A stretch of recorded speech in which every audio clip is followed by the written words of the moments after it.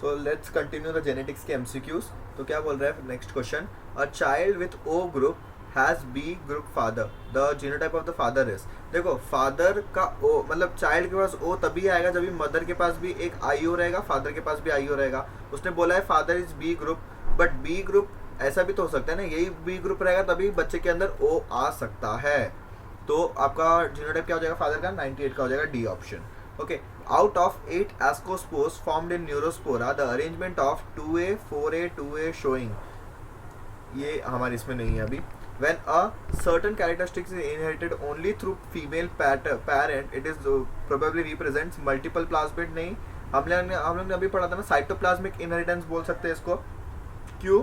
क्योंकि देखो स्पर्म का साइटोप्लाज्म अंदर जाता नहीं है, स्पर्म का खाली हेड जाता है, न्यूक्लियस वाला पार्ट और प्रॉक्सिमल सेंट्रियोल। तो जितना भी साइटोप्लाज्म ओवम के अंदर रहता है, और हमें पता है ओवम में oogenesis के टाइम पे अनइक्वल साइटोकाइनेसिस होता है, मतलब छोटा सा एक पोलर बॉडी निकल जाता है with half number of chromosomes, और maximum to maximum cytoplasm retain रखता है ओवम अपने पास। क्यों? क्योंकि उसे आगे एम्ब्रायो को डेवलपमेंट कराना है till it is get implanted, मतलब फर्टिलाइजेशन से इम्प्लांटेशन तक 2 से 3 दिन का समय है। उस टाइम तक जो भी न्यूट्रिशन आएगा उस साइटोप्लाज्म के मतलब साइटोप्लाज्म के कंटेंट से आएगा, तो उसीलिए ओवम अपना रिटेन करता है। तो इसमें एनसीईआरटी में एक लाइन दिया है कि आपका meiosis division, second meiosis takes place to just get rid of the half of chromosome, ऐसा लाइन है, to just get rid of this half number of chromosomes. Okay, तो साइटोप्लाज्मिक इनहेरिटेंस कौन सा, मैटरनल वाला, माइटोकॉन्ड्रियल इनहेरिटेंस मैटरनल वाला, ये सब आपने मैंने पेरेंटल वाला भी बोला था आपको।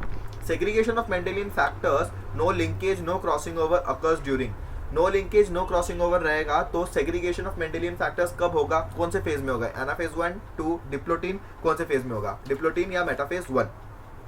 It takes place at anaphase 1। Anaphase 1 पे देखो होमोलोगस क्रोमोसोम सेपरेट, एनाफेज 1 पे जो होमोलोगस क्रोमोसोम रहेगा वो सेपरेट हो जाएगा, तो वो फैक्टर्स सेपरेट हो गए यहाँ पे। तो ये वैसे भी पुराना क्वेश्चन है, फिर भी the genotype of B group father of an O group child, child का ग्रुप ओ है, फादर बी ग्रुप का है, तो उसके पास मिनिमम टू मिनिमम एक होना चाहिए, और बी ग्रुप होने के साथ एक होने वाला एक ही कॉम्बिनेशन पॉसिबल है, तो इसका डी आंसर आ जाएगा। Next is the red RR and antirrhenium is crossed with a white WW1. Okay, offspring is RW pink. This is an example of, मतलब रेड और व्हाइट को मिलाया तो पिंक मिला, this is an example of incomplete dominance, तो ये हम लोग ने पढ़ा है। फिर the allele in which is unable to express its effect in the presence of another allele, मतलब वो अलील जो अपना कैरेक्टर नहीं दिखा पाता दूसरे अलील के प्रेजेंस में, that is called as recessive allele. Recessive allele को बोलते हैं ना हम लोग कि रेसेसिव अलील वो है जो दूसरा अगर रहेगा अलील उसके सामने अपना कैरेक्टर नहीं दिखा पाएगा, उसके जैसा ही कोई सामने साथ रहेगा तो दिखाएगा कैरेक्टर। ओके, मतलब वो होमोजाइगस में ही अपना कैरेक्टर दिखा पाता है। डायहाइब्रिड कंडीशन इज, डायहाइब्रिड मतलब दोनों अलील्स के लिए दो दो ये रहना चाहिए, तो dihybrid cross is over your D वाला। ठीक है, इसमें देखो यही एक हाइब्रिड है, मोनोहाइब्रिड हो जाएगा क्योंकि ये तो सेम ही है, ये मोनोहाइब्रिड है, ये भी मोनोहाइब्रिड है, ये मोनोहाइब्रिड है ही नहीं, ये तो पूरा होमोजाइगस है। Okay, Mendel's law is segregation, dominance, independent assortment, polygenic inheritance. Mendel ने क्या बोला था कि मेंडल ने बोला था इंडिपेंडेंट असॉर्टमेंट, मेंडल ने सेड इंडिपेंडेंट असॉर्टमेंट। मेंडल ने ये भी बोला था कि सॉरी मेंडल्स लास्ट लॉ बोला है ना, Mendel's first law is dominance, second is assortment. Okay, segregation और इसके बारे में बात नहीं किया था, लास्ट लॉ बोला है तो मतलब सेकंड लॉ ही पूछा है वो। First genetic father of genetics is Mendel, इसमें कोई पूछने वाली बात है क्या? The contrasting pairs of factors in Mendelian crosses are, contrasting pairs of factors in Mendelian crosses, Mendelian crosses में जो contrasting pairs of factors है उनको क्या बोलते हैं हम लोग? उनको बोलते हैं हम लोग एलिलोमॉर्फ्स। एलिलोमॉर्फ्स मतलब एक ही अलील के अलग अलग मॉर्फ मतलब अलग अलग रूप, एक ही अलील के अलग अलग रूप। जैसे कि इधर अगर ब्लू आई वाला रहेगा तो ये आई वाला ही जीन रहेगा दूसरे क्रोमोसोम पे सेम लोकस पे, बट वो समझो ब्लू नहीं तो ब्लैक आई के लिए रहेगा, जैसे इसका ही दूसरा फॉर्म है बट सेम लोकस पे ऑन होमोलोगस क्रोमोसोम, तो उसको बोलते हैं अलीलोमॉर्फ। याद रखोगे तो अच्छी बात होगी। A man of blood group A blood group marries a woman of A B blood group, which type of progeny should indicate that a man is heterozygous. Heterozygous है मैन, ये कैसे पता चलेगा? देखो वुमेन के पास तो ए बी है, man के पास ए है, तो वो इट कैन बी होमोजाइगस और हेट्रोजाइगस। हेट्रोजाइगस में यही कंडीशन पॉसिबल है ना, हेट्रोजाइगस में अगर आप ए बी ले लोगे तो वो ए बी ब्लड ग्रुप होगा, तो उन्होंने क्वेश्चन में क्या बोला है, साफ बोला है कि ए ब्लड ग्रुप है, मतलब दूसरा वाला जो कैरेक्टर है वो डोमिनेंट रेसेसिव वाला है, तो आई ओ होगा। ओके, तो कौन सा ऐसा ऑफस्प्रिंग पैदा हो तो आपको पता चल जाएगा कि होमोजाइगस नहीं है, हेट्रोजाइगस है। कैसा, देखो अगर ये आई, इसका आईओ और इसका बी क्रॉस करके बी वाला बन जाएगा तो आपको पता चल जाएगा कि हाँ, the man is heterozygous for a blood group. तो option number D would be the answer. TT mates with TT, how, what is the characteristic of the offspring? What will be the characteristic of offspring? TT mates with TT, इसके कितने jeans बनेंगे? एक, इसका कितना बनेगा? इतना, इसका बनेगा ये और ये बनेगा इतना। तो हमें कितना मिला? 50% डोमिनेंट, 50%। क्या पूछा है? What will characteristic of 50% recessive? हाँ, ऑल डोमिनेंट तो नहीं है, फिर 75% रेसेसिव नहीं, 25% नहीं, 50% रेसेसिव। Option number B is correct हो गया। ABO blood group system is due to the codominance, multiple factor inheritance, incomplete dominance से नहीं होता है, multiple allelism, multiple factor inheritance भी नहीं हो सकता, इससे सब, इसमें codominance आना चाहिए था बट codominance नहीं, multiple allelism आ जाएगा। AB blood group is codominance, ABO blood group system is multiple allelism। In a genetic cross having recessive epistasis हमें है नहीं तो इसको छोड़ दो। Cross between this and this will form, क्या बोला इसने? ABB क्रॉस करेंगे विथ स्मॉल a BB। कितने गैमेट्स बनेंगे इसमें? 2 गैमेट्स बनेंगे। इसमें कितने बनेंगे? 1 गैमेट बनेगा। तो क्या बन सकता है? AABB और AABB, ये बन सकता है क्या? तो उसने क्या पूछा है? 1:1 रेशियो बनेगा, 1:1। यस, इट इज 1:1, 13 का हो जाएगा A। Both husband and wife have normal vision though their fathers are color blind, the probability of the daughter being color blind is, देखो जो मेल है और फीमेल है उनके फादर साहब का ये है क्या? कलर ब्लाइंड है फादर साहब दोनों के। तो इट इज, देखो colour blindness is X linked recessive disease, x linked recessive, it is X linked recessive. मतलब अगर मेल में वो, देखो इसका भी फादर कलर ब्लाइंड, इसका भी फादर कलर ब्लाइंड। अगर ध्यान से सुनो, अगर देखो sex is determined by the male partner in a couple, male partner से सेक्स डिटरमाइंड होता है। तो क्या होगा? अगर इसका बच्चा मेल है और ये मेल है तो इसका वाई क्रोमोसोम इसके पास आएगा ना, और मदर का वाई एक्स क्रोमोसोम आएगा। ये वाई क्रोमोसोम आएगा तो इसके पास क्या एक्स लिंक का कुछ डिजीज आया? मतलब सेक्स कलर ब्लाइंडेड का मतलब एक्स लिंक का कुछ डिजीज पास हुआ क्या? नहीं। तो it is normal, he is normal, though his father is colour blind, he is normal. अभी सेक्स क्या चाहिए हमें? फीमेल, मतलब फीमेल पैदा होगी तो फादर से क्या एक्स आएगा, तो फादर के पास एक ही एक्स है और वो भी डिफेक्टेड है कलर ब्लाइंडनेस के लिए, तो शी इज अ कैरियर, मतलब क्योंकि रेसेसिव है तो this condition will show color blindness in female and this condition will show color blindness in male। तो कलर ब्लाइंड फादर का हम लोग ने वही सिंबल लिखा था फीमेल्स के बारे में, ये तो शी इज अ कैरियर। अभी इनके बेटी को कलर ब्लाइंडनेस होगा, डॉटर के बारे में पूछा है, the daughter been colour blindness कितना % होगा? देखो इसका एक एक्स होगा, एक वाई होगा, इसका एक एक्स एक एक्स सी, क्योंकि दोनों क्रोमोसोम्स अलग है, एक डिफेक्ट वाला है एक नॉर्मल वाला है। तो एक डॉटर तो नॉर्मल रहेगी, एक डॉटर कलर ब्लाइंड रहेगी। ओके, फिर एक सन नॉर्मल रहेगा, एक सन नॉर्मल रहेगा और एक दूसरा सन आपका कलर ब्लाइंड रहेगा। तो डॉटर का पूछा है ना, तो समझो डॉटर का कितना % चांस है? 2 डॉटर रहेंगे तो उसमें से 50% चांस है कि उसमें से कलर ब्लाइंड एक निकले।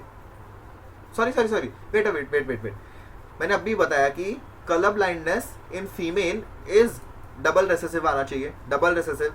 सिंस ही इज नॉर्मल और ये कैरियर है तो ये डॉटर कैरियर निकलेगी, तो कलर ब्लाइंड नहीं होगी, 0% colour blind. Sorry my mistake, 0% colour blind होगा, मतलब डॉटर की कलर ब्लाइंड होने की प्रोबेबिलिटी 0% है, क्योंकि कलर ब्लाइंड होने के लिए एक मतलब मदर कलर ब्लाइंड होनी चाहिए और फादर भी कलर ब्लाइंड होना चाहिए। फादर कलर ब्लाइंड होना चाहिए और mother minimum to minimum carrier होगी तो चलेगा, तो उसमें से फिर कुछ तो % चांस आएगा, बट इस केस में होगा ही नहीं, तो 0%। अच्छा क्वेश्चन है, थोड़ा दिमाग लगाने वाला है इसमें, मतलब जेनेटिक्स आपको आता है तो कर सकते हो। Bateson use the term of coupling and repulsion of linkage, ये भी हमारे पास नहीं है तो ये छोड़ दो। Two linked genes A and B show 20% recombination. The individual of A dihybrid cross between this and this and this and this will show the gamete. ये हमारे पास नहीं है, ऐसे क्रॉसेस अभी नहीं पढ़ते हम लोग, तो ये भी छोड़ दो आप। A normal green male maize is crossed with a albino female.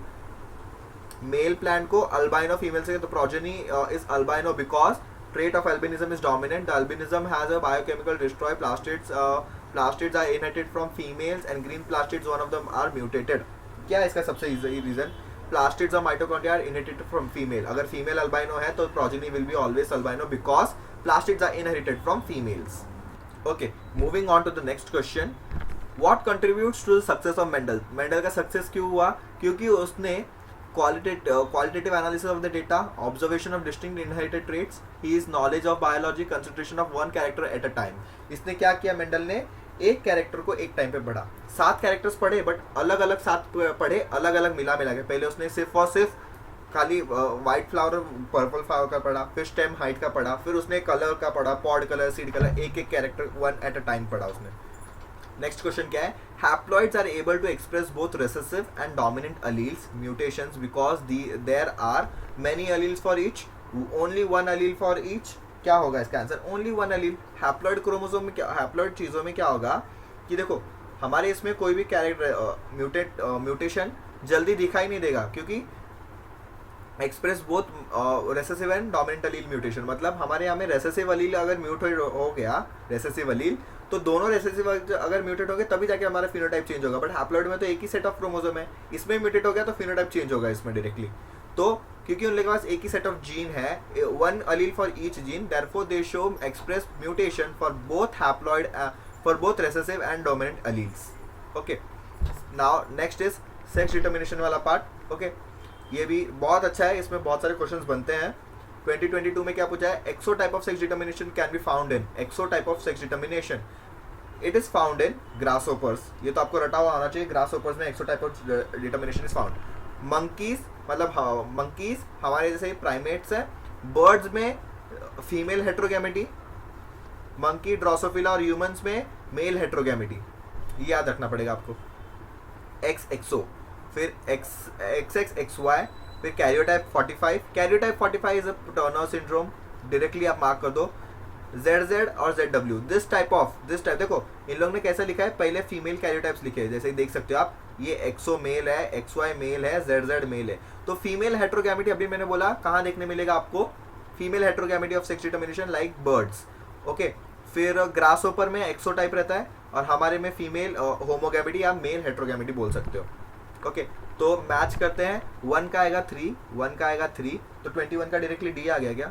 एक ही आंसर मैच करने से आ गया आपको. Okay, male fruit fly is heterogametic. Male fruit fly is heterogametic correct statement है क्योंकि वो हमारे ऐसा ही, मतलब हम लोग हेट्रोगैमेटिक है तो उन लोग भी हेट्रोगैमेटिक रहेगा. अपने से कंपेयर करो. Male grasshoppers 50% of sperm have no sex chromosome. Yes, XO type है ना, एक्सो टाइप है. किसके पास एक्स जाएगा, किसके पास ओ जाएगा? ओ मतलब कुछ भी नहीं है तो हम लोग ओ लिख देते हो, zero type. In domesticated fowl, sex of the progeny depends upon the type of sperm rather than egg. It is wrong क्योंकि इन डोमेस्टिकेटेड फाउल्स मतलब बर्ड्स में फीमेल हेट्रोगैमेटी से होता है, मतलब फीमेल डिसाइड करती है what is the sex of the progeny. Human males have one of their sex chromosome much shorter than the other. Yes, human males में Y chromosome much shorter than the X1. Okay, a woman has a X-linked condition to one of her X chromosome. This chromosome can be inherited by. ये chromosome कौन inherit करेगा? देखो female के पास है XC, मतलब एक defected chromosome है और एक नॉर्मल क्रोमोसोम है, और फादर समझो नॉर्मल है. अगर इसका ये X क्रोमोसोम और ये X और Y, this can be inherited by both mails and females. Can be inherited by both male and female.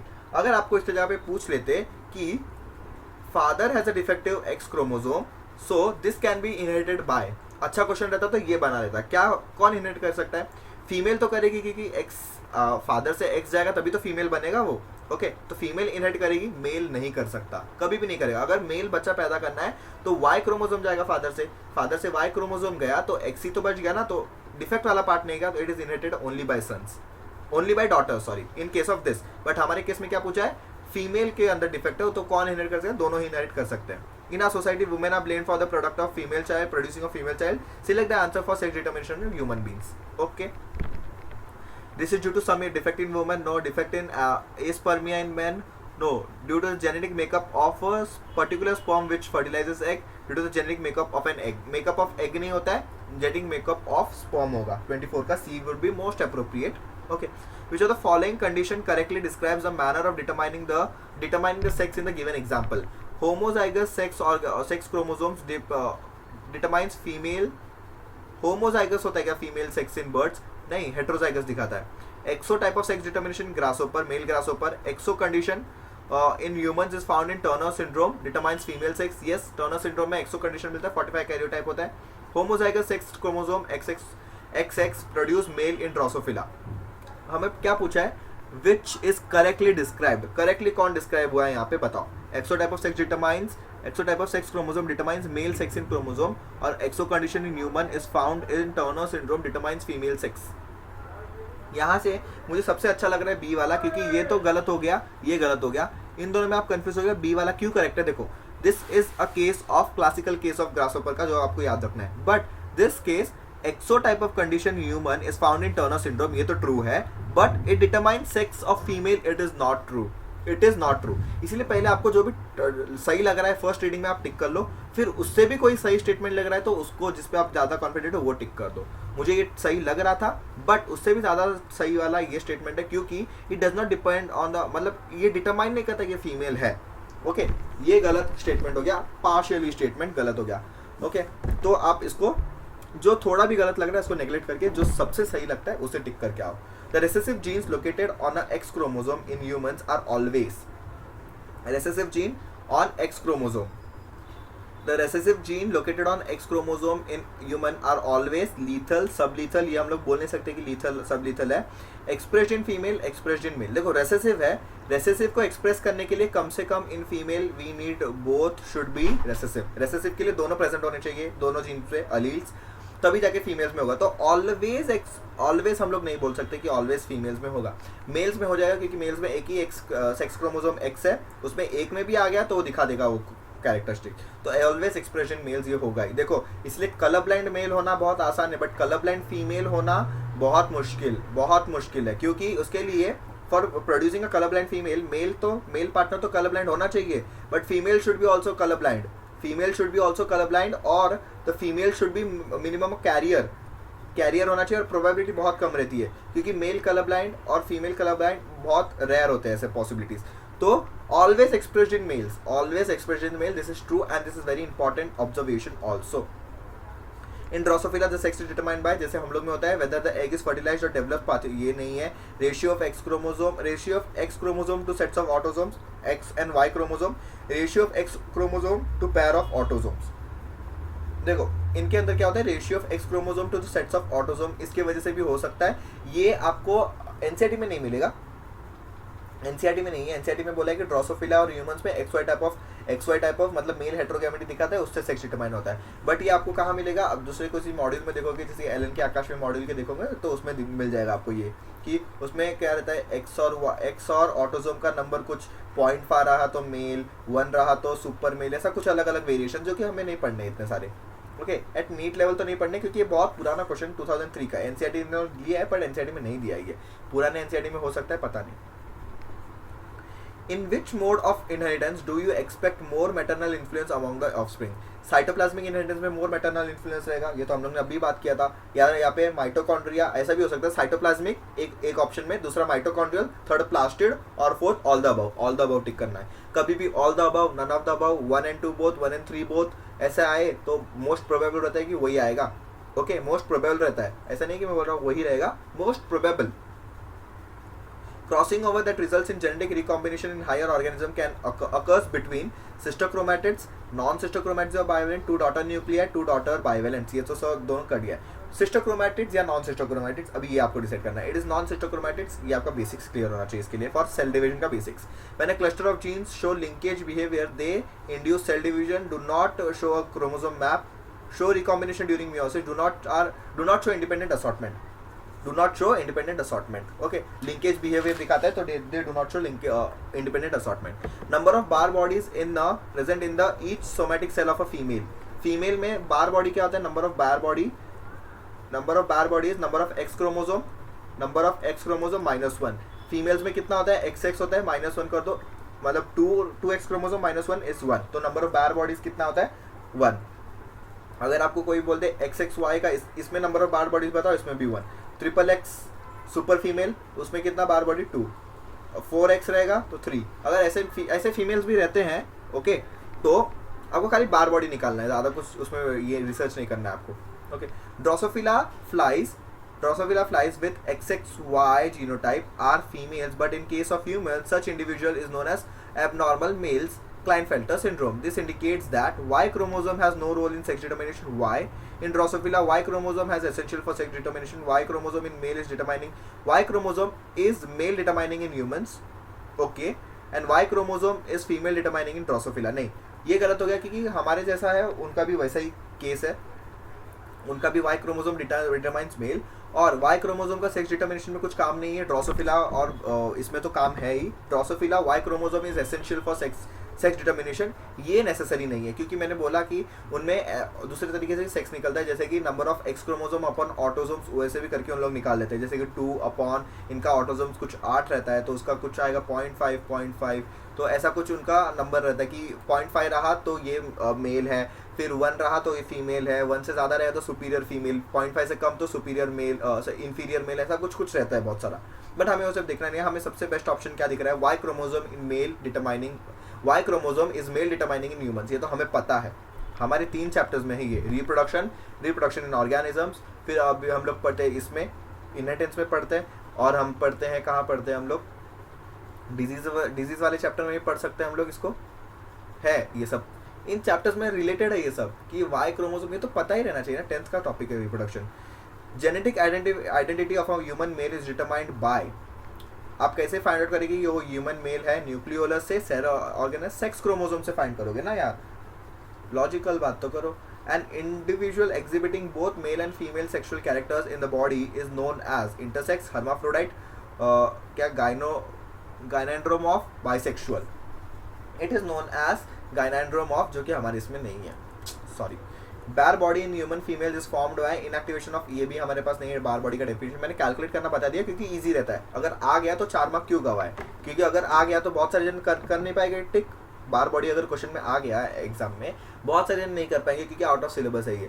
तो अगर आपको छोटी छोटी चीज़ें एक्स्ट्रा पता रहेगी तो आपका लक अच्छा रहेगा. तो उस दिन क्या हो सकता है? H.J. Muller was awarded Nobel Prize for his discovery in chemical that induced mutation, discovery of ionizing radiation inducing mutation, work on genetic mapping. Drosophila में तो उसने काम नहीं किया था. Efforts to prevent the use of nuclear weapon, इसमें भी नहीं काम किया था. तो उसका discovery that ionizing radiation can induce gene mutation, ये उसने डिस्कवर किया था. Barr body in mammals help represent all the heterochromatic nuclei, ये भी हमारे पास नहीं है. Okay. Polytene chromosomes are discovered in the for the first time in. Polytene chromosome के बारे में हमें नहीं पढ़ना है. Fruit fly exhibiting both male and female traits is. Fruit fly exhibiting both male and female trait is. अभी हम लोग ने पढ़ा गाइनेंड्रोमॉर्फ बोलते हैं ऊपर जो देखा था, बट ये नहीं है अभी. Sex is determined in human by ovum at the time of fertilization, 40 days after 7th or 8th week of genitals differentiation in fetus. It is at the time of fertilization ही होता है ये. Okay. At the time of fertilization आपके baby कैसा दिखेगा, कितने साल उसकी उम्र होगी, उसका बाल काला रहेगा कि नहीं, उसका आइरिस का कलर क्या रहेगा, स्किन का कलर क्या रहेगा, उसका हाइट क्या रहेगा, उसका वेट क्या रहेगा, उसका बोलना क्या रहेगा, सब कुछ डिसाइड हो जाता है. At the time of fertilisation everything is decided. Everything आपका ईच एंड एवरी फीचर जो भी आप देख सकते हो बाहर से, एक पर्सन में आप जो भी फीचर देख सकते हो, that all is decided with in the few seconds of fertilisation. मतलब न्यूक्लियस जब भी मिल रहे हैं दोनों के न्यूक्लिक मैटर, उसी टाइम पे डिटरमाइन हो जाता है. Okay. Multiple alleles control inheritance of phenylketonuria, sickle cell anaemia, colour blindness and blood group. Multiple alleles blood group में आ जाएगा ना directly. Okay. Sickle cell anaemia में तो अलील्स का नहीं होता है, उसमें म्यूटेशन हो जाता है ना, अलग पॉइंट म्यूटेशन होता है. Diploid chromosome number in human is. कितने नंबर ऑफ क्रोमोसोम डिप्लॉयड है? 46 नंबर ऑफ क्रोमोसोम्स है diploid chromosomes. But diploid cell में कितने नंबर ऑफ क्रोमोसोम है ये पूछना ज़्यादा अच्छा रहेगा. Which of the following occurs due to the presence of a autosomal linked dominant trait? Autosomal linked dominant trait. देखो, sickle cell anaemia is a recessive. Okay. Thalassaemia, haemophilia, ये haemophilia is also recessive. Thalassaemia का मुझे पता नहीं, but मुझे इतना पता है कि myotonic dystrophy is an autosomal dominant. ये सेक्स लिंक नहीं है, ये ऑटोसोमल डोमिनेंट है. If a colorblind female marries a man whose mother was also colorblind, what was the chances of her progeny having colorblindness? Colorblind female marries. Colorblind female है, मतलब colour blindness is X linked character, okay, x linked है। और इसके पास क्या है, man की mother ये है कलर ब्लाइंड, तो मैन के पास तो एक्स क्रोमोसोम उसका मम्मी का ही आएगा और वाई क्रोमोसोम पापा का आएगा, तभी तो वो मैन हुआ, मतलब मेल चाइल्ड हुआ। तो इसमें what is the probability of their progeny having, progeny का पूछा है, नॉट मेल एंड फीमेल, तो प्रोजेनी एज अ जनरल बताने हमें, तो इसका दोनों क्रोमोसोम एक ही जैसा है, दोनों ही म्यूटेटेड और इसका अलग अलग है। तो एक्स एक्स ये हो जाएगा कलर ब्लाइंड और ये हो जाएगा colour blind in male also, तो 100% of the progeny will be mutated, okay, क्योंकि मेल में एक भी डिफेक्ट आ गया एक्स में तो वो म्यूटेट, मतलब जीन दिखाई देगा वो अपना characteristic. In a chromosome between cross between male and female both heterozygous for sickle cell anaemia a gene, what percentage of progeny will be diseased. अच्छा, मेल और फीमेल दोनों ही heterozygous for sickle cell anaemia है, okay, तो इनके दोनों chromosome अलग अलग है। तो what is number of diseased, number of disease जब तभी हम लोग बोलेंगे जब भी रेसेसिव रहेगा वो, ओके, और इसका और इसका भी रहेगा।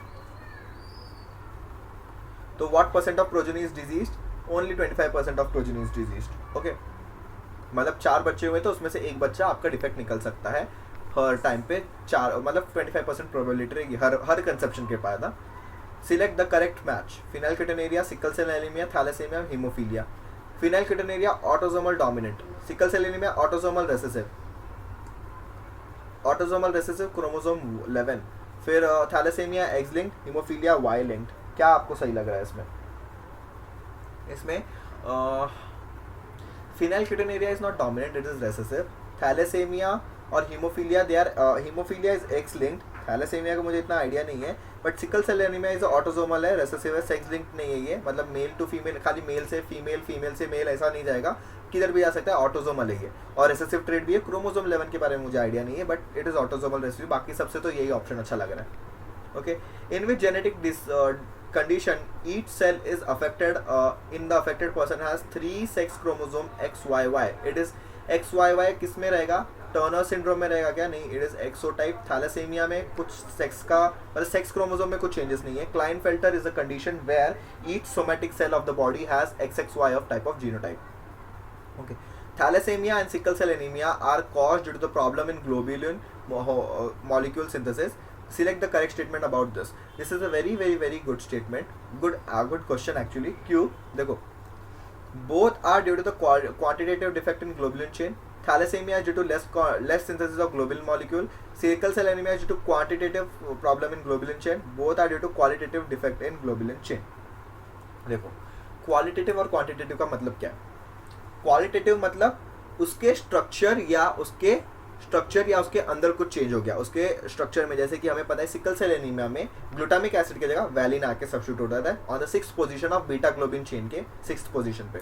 तो it is not quantitative, it is qualitative problem of globulin. तो ये तो कट गया, ओके। फिर both are due to quantitative defect, हमें पता है क्वांटिटेटिव सिकल सेल एनीमिया नहीं होता है, तो बोथ आ गया तो ये स्टेटमेंट भी नहीं हो सकता। Both are due to qualitative effect, no this is also wrong, क्योंकि आपका sickle cell anaemia is qualitative effect and आपका जो थैलेसीमिया है it is due to quantitative effect, less synthesis of globulin molecule. तो option number B would be the correct answer भैया। तो यही इतना अच्छा क्वेश्चन है, मतलब आपका नॉलेज चेक कर रहा है वो। थैलेसीमिया में क्या होता है, क्वालिटी सेम रहती है, उधर भी ग्लूटामिक एसिड रहता है, उधर वैलिन नहीं आता है, ग्लूटामिक जितना नॉर्मल जैसा नॉर्मल स्ट्रक्चर होना चाहिए था रहता है, बट समझो आपको जितना भी चाहिए था ग्लोबुलिन उतना नहीं है, थोड़ा सा कम रहता है, इसलिए थैलेसीमिया वो होगा। और सिकल सेल एनीमिया में सेम क्वांटिटी रहेगी, ग्लोबुलिन हीमोग्लोबिन की सेम क्वांटिटी रहेगी, but instead of glutamic acid on the 6th position of beta chain it would be valine, substituted by valine. इसको पॉइंट शिफ्ट म्यूटेशन भी बोलते हैं हम लोग, okay. A disease caused by autosomal primary non disjunction, autosomal primary non disjunction, देखो Klinefelter non disjunction से हुआ है but it is not autosomal, it is नहीं आएगा, टर्नर भी नहीं आएगा।